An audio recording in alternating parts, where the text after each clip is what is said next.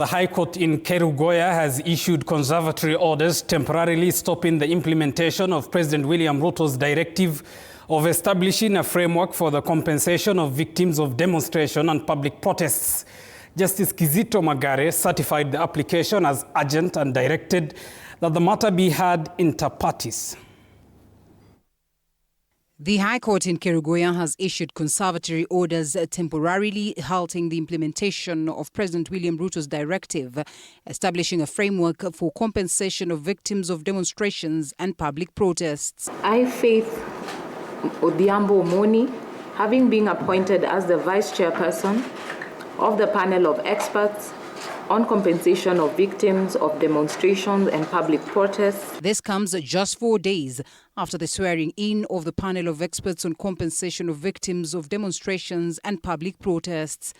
Justice Kizito Magare certified the application dated September 5th, 2025 as urgent and directed that it be heard inter partes.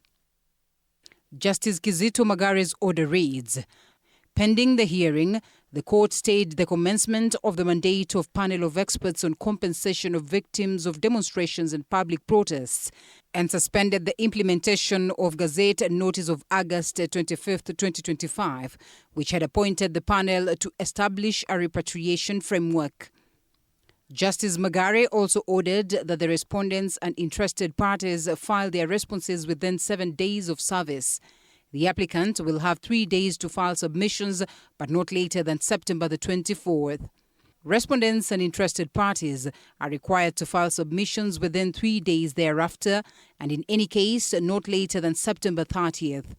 The court further restrained the respondents, their servants, agents, or assigns from enforcing or acting upon the presidential proclamation of August 6, 2025, until the application is heard.